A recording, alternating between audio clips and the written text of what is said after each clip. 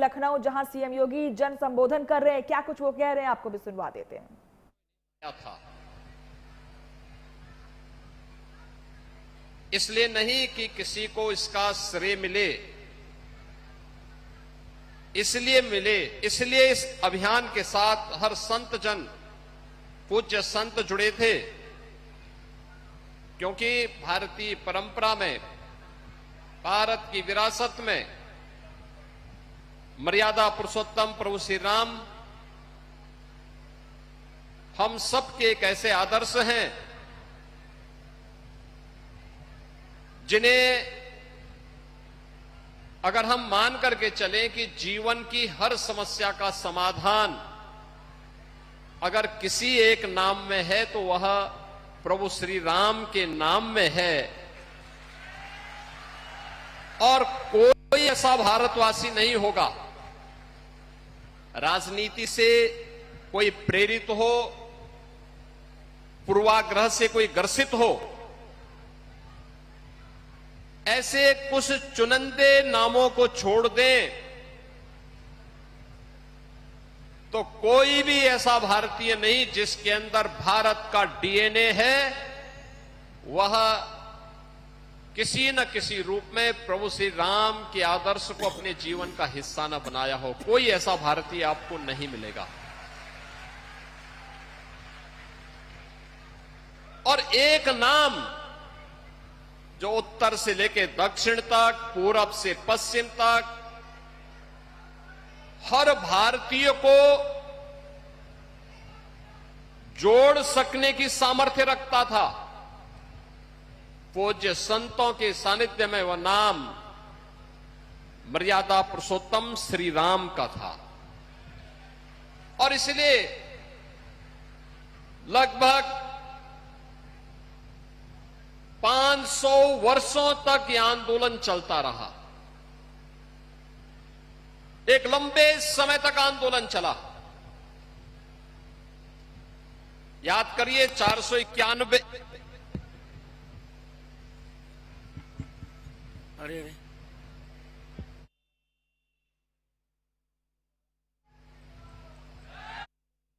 नाथ मौजूद हैं, जहां वो जन को संबोधित कर रहे हैं, लोगों को संबोधित करते हुए नजर आ रहे हैं, तमाम योजनाओं की बात कर रहे हैं और अपने जो शासनकाल के जो भी विकास कार्य हैं उनके बारे में 491 वर्षों तक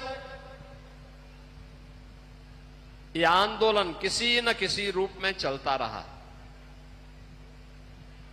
2019 में जब सर्वोच्च न्यायालय की एक फुल बेंच थी, वहां के सभी माननीय न्यायमूर्तियों ने अपना फैसला दिया,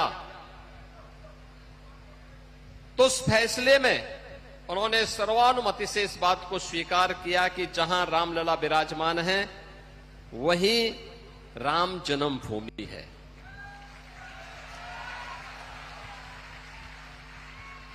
इसके साक्ष्य दिए गए थे, इसके प्रमाण थे और इससे जुड़े हुए विद्वज्जनों के वक्तव्य भी थे। और उसमें आपने सर्वोच्च न्यायालय के एक विद्वान न्यायमूर्ति के उस वक्तव्य को भी सुना होगा, जिसमें उन्होंने कहा था, पूज्य जगतगुरु रामानंदाचार्य,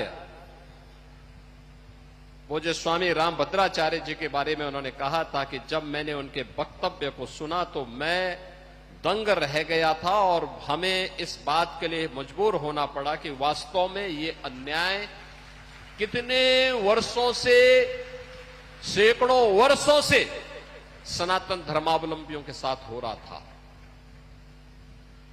बहनों और भाइयों, यह एक दृष्टि है देश के लिए, दुनिया के लिए। इन पूज्य संतों की जो साधना है वह स्वयं के कल्याण के लिए नहीं है, ये राष्ट्र कल्याण के लिए है, लोक मंगल के लिए है।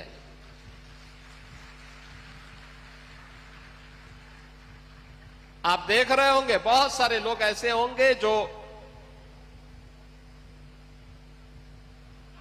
वे जगत गुरु हैं, उनके द्वारा स्थापित पहला उत्तर प्रदेश का ही नहीं भारत का पहला दिव्यांग विश्वविद्यालय चित्रकूट में, उस विश्वविद्यालय के वे आज अभी भी कुलाधिपति हैं। वे भी इस उम्र में आराम कर सकते थे, लेकिन नहीं, राष्ट्र मंगल की कामना के साथ प्रभु की कथा को जन जन तक पहुंचाने के लिए निरंतर प्रयासरत रहते हैं, निरंतर प्रयास करते हैं। जहां कहीं भी देश में, दुनिया में, जहां कहीं भी कोई भक्तजन उन्हें आमंत्रित करता, वे बड़े सम्मान, उसका सम्मान रखने के लिए, उसके गौरव को बनाए रखने के लिए, प्रभु की इस कथा को जन जन तक पहुंचाने के लिए कार्य करते हैं। पीछे एक ही उद्देश्य होता है कि मर्यादा पुरुषोत्तम प्रभु श्री राम के उन विराट आदर्शों से थोड़ा भी अंश भक्तजन अपने जीवन में अंगीकार कर लें, न केवल उनका कल्याण होगा बल्कि समाज और पूरे देश का बहुत बड़ा कल्याण हो सकता है, बहुत बड़ा कल्याण हो सकता है।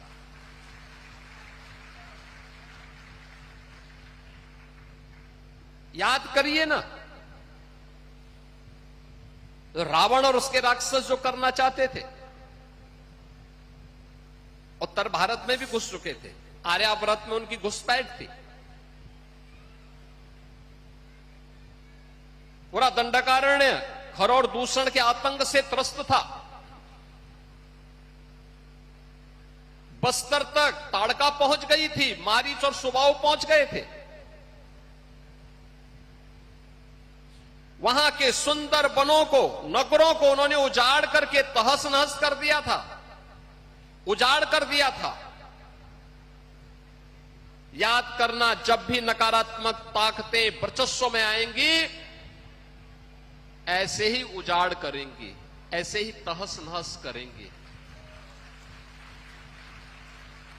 जो रावण के समय में करते थे। शिक्षण संस्थानों को, शोध के केंद्रों को वैसे ही बंजर करेंगे जैसे खरौर दूषण और ताड़का के द्वारा उस कालखंड में किया जाता था। और तब पहले महर्षि विश्वामित्र प्रभु राम को अपने यज्ञ की रक्षा के बहाने ले गए और ताकत को देखना चाहा कि क्या यही राम हैं जिनके बारे में हम सोचते हैं। तो मुकाबला, सबसे पहला मुकाबला किससे हुआ? ताड़का से। मारीच और सुबाहु को तो बक्सर में ही स्वाहा कर दिया गया था, लेकिन मारीच वहां से कई योजन दूर जाकर के गिरा था। उसकी समझ में आ गया था कि गलत व्यक्ति से टकरा गए हैं, गलत दिशा में जा रहे हैं अब।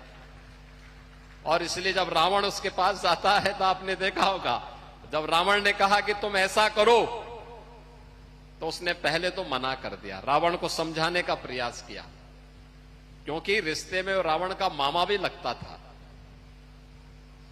यही होता है, ये चाचा और मामा जब किसी व्यवस्था में पड़ते हैं ना, तो हमेशा उसको कुसंग की तरफ ही लेके जाते हैं, और सन्मार्ग की तरफ नहीं ले जाते हैं। आपने देखा होगा, शकुनी दुर्योधन के पाले पड़ा तो महाभारत करवा दिया। ऐसे ही ये मारीच रावण के संग आया, रावण ने उनसे कहा कि मेरे साथ इस, पहले तो उसने समझाने का प्रयास किया, लेकिन अंत में उसको मालूम था, रावण ने कहा मार दूंगा अगर नहीं मानोगे तो उसने कहा कि चलो तुम्हें तो मरना ही मरना है, लेकिन मैं तेरे हाथ से क्यों मरूं, कम से कम प्रभु के हाथ से मरूंगा तो उद्धार हो जाएगा।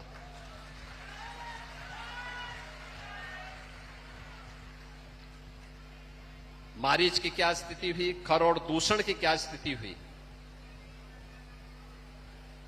और याद करना, माता जानकी का अपहरण रावण ने किया। मर्यादा पुरुषोत्तम भगवान श्री राम ने इसके लिए अपने स्तर पर पूरा यत्न किया। उत्तर और दक्षिण भारत को जोड़ा। नारी गरिमा की रक्षा कैसे करनी है, इसका उदाहरण है। याद करना, लव जिहाद की घटनाओं को रोकने के लिए एक आदर्श उदाहरण आप सबके सामने हो सकता है। हमें आश्चर्य होता है, उच्च न्यायालय केरला ने 2009 और 2011 में इस पे चिंता व्यक्त की। रिलीजियस डेमोक्रेसी को चेंज करने की एक साजिश का हिस्सा है, लेकिन तब भी हम उस पर ध्यान नहीं दिए। हमने 2020 में उत्तर प्रदेश के अंदर इसके लिए सख्त कानून बनाया, तब भी इसके लिए व्यापक जन जागरूकता किए जाने की आवश्यकता है। हमें सचेत रहना होगा। याद रखना, नकारात्मक ताकतें हर कालखंड में आएंगी, लेकिन समाज मिलकर के तैयार होना होगा। और यही स्थिति हम सबको उस लैंड जिहाद से जुड़े हुए लोगों पड़ेगा। जो भगवान राम ने आखिर खर दूषण क्या कर रहे थे, मारीच और सुबाहु क्या कर रहे थे, वे भी सब यहां लैंड जिहाद के ही अभियान के साथ जुड़े हुए थे। जबरन कब्जा कर लेना, जबरन किसी भी जमीन को खाली देखा उसमें अपना तंबू गाड़ दिया, ये सब बंद हो जाना चाहिए। भारत की धरती उन आक्रांताओं के लिए जिनकी भारत के प्रति आस्था नहीं है, जो भारत के प्रति निष्ठा नहीं रखते, भारत के संस्कारों का सम्मान नहीं कर सकते, बहुत अच्छा, बहुत उन लोगों के लिए भारत की धरती धर्मशाला नहीं हो सकती है, एकदम नहीं हो सकती है। और हम सबको उस संकल्प के साथ हम आगे बढ़ेंगे। कोई कारण नहीं कि आज भी इस संत शक्ति जो भारत की सज्जन शक्ति को एकजुट होकर के देश को आगे बढ़ाना चाहती है, आगे ले जाना चाहती है, ये प्रभु श्री राम की कृपा है। उनका जो आदर्श है, उसी आदर्श को ध्यान में रख करके सभी कार्यक्रम निरंतर आगे बढ़ रहे हैं। तोड़ने वाली ताकतें आएंगी, वे विभाजित करने का कार्य करेंगी। कोई जाति के नाम पे बांटेगा, कोई क्षेत्र के नाम पे बांटेगा, कोई भाषा के नाम पर बांटने का प्रयास करेगा। लेकिन हम सबको कथा के उस मर्म को समझना पड़ेगा जो यहां पे व्यासपीठ से पूज्य जगत गुरु के द्वारा आप सबको यहां पर उसके मर्म को समझाने का प्रयास किया गया है। हम सब उस मर्म को अपने जीवन का हिस्सा बनाएं। कथा केवल सुनने की नहीं, उसको अंगीकार करने की भी एक महत्वपूर्ण कड़ी का हिस्सा होता है। हमारे यहां क्या कहते हैं, हम जिसको अपना आदर्श मानते हैं उसके अनुरूप बने। हम शिव की पूजा करते हैं, हम राम की पूजा करते हैं, तो उनके उन आदर्शों को अपने जीवन में उसका हिस्सा बनाएं, उसके अनुरूप हम जीवन जीने का प्रयास करें, उसके अनुरूप बनने का प्रयास करें, उनके उन आदर्शों को अपने जीवन का हिस्सा बनाएं, अपने परिवार के सदस्यों को उन आदर्शों से प्रेरणा लेने के लिए आगे प्रेरित करें। सबका कल्याण होगा। और याद करना, जिसने भी राम को अपने जीवन का आदर्श बनाया उसका कल्याण हुआ है। जिसने राम का द्रोह किया है याद करना, उसको इस धरती पर कोई जगह नहीं मिली है, कोई जगह नहीं मिली है। हम सब इस बात को ध्यान में रखेंगे। अनेक उदाहरण आपके सामने हैं, अनेक उदाहरण आपके सामने दिए जा सकते हैं, उदाहरण आपके सामने दिए जा सकते हैं। रामायण कालखंड के भी उदाहरण आपके सामने हैं। मारीच है,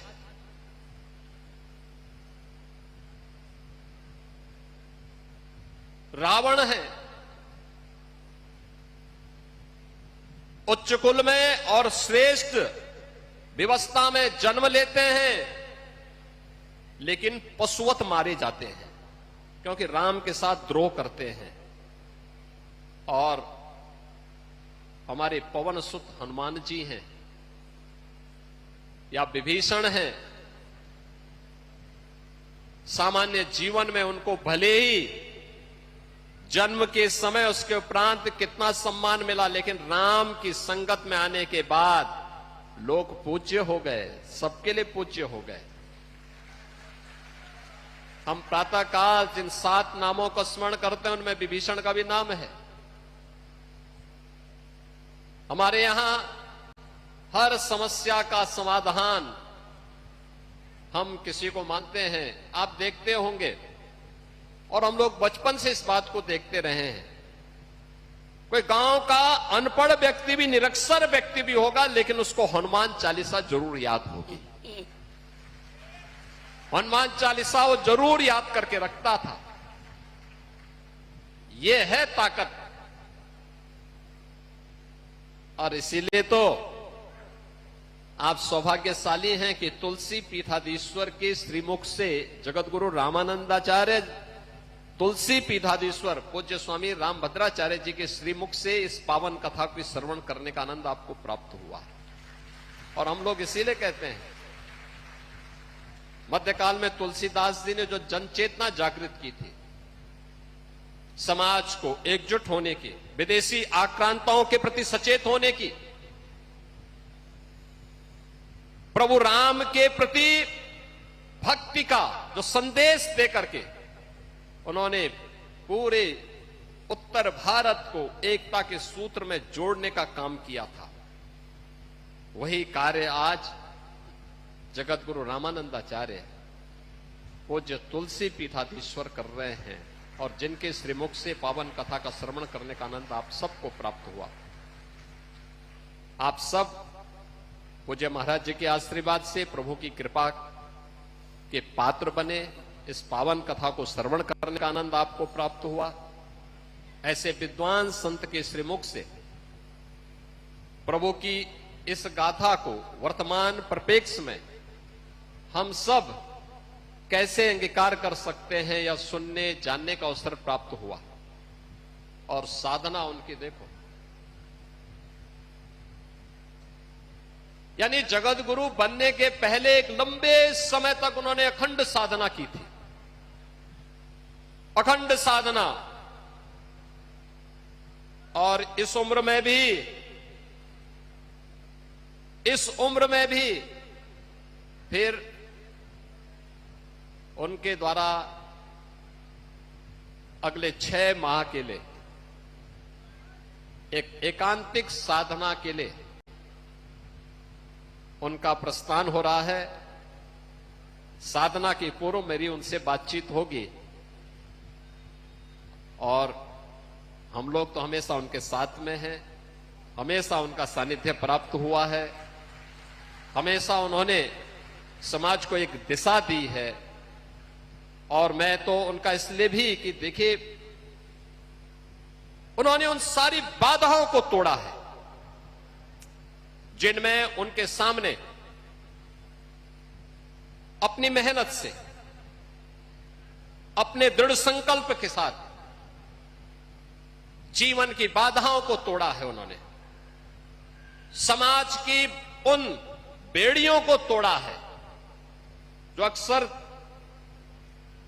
किसी ऐसे व्यक्ति के बारे में थोपने के प्रयास होते हैं, और देश के लिए एक आदर्श प्रस्तुत किया है कि नहीं, कोई बाधा आपके जीवन में आपके सत्संकल्प के सामने बाधा नहीं बन सकती है। और पूज्य महाराज का यह आदर्श समाज के लिए एक नई प्रेरणा है। उनका आगामी जो साधना का पर्व है, ये राष्ट्र के मंगल के लिए कल्याणकारी हो। मैं उत्तर प्रदेश सरकार की ओर से उनके प्रति अपनी शुभेच्छा और शुभकामना भी व्यक्त करता हूं, उनको सादर नमन भी करता हूं और विश्वास करूंगा कि उस अखंड साधना की पूर्व मेरी उनसे विस्तृत वार्ता जरूर होगी। इस विश्वास के साथ मैं इस पूरे कार्यक्रम के प्रति यहां के आयोजक डॉक्टर नीरज बोरा, जो हमारे यहां के लोकप्रिय विधायक हैं, उनके प्रति, उनके परिवार के सदस्यों के प्रति भी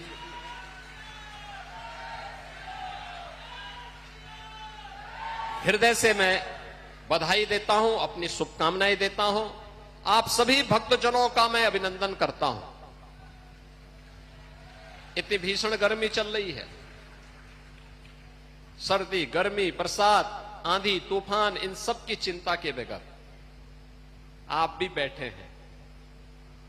देखो, आपके लिए कोई गर्मी नहीं है,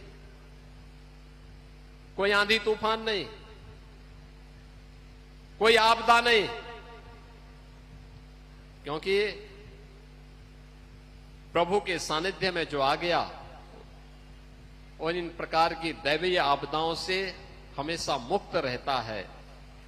आपदा त्रय से वो हमेशा मुक्त रहता है और आपका जीवन इसी प्रकार से सुख और समृद्धि की ओर आगे बढ़ता रहे।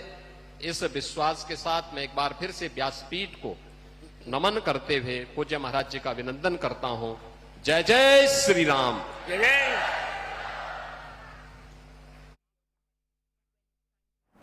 और इसी के साथ इस बुलेटिन में बस इतना ही, लेकिन देश दुनिया की तमाम खबरों के लिए आप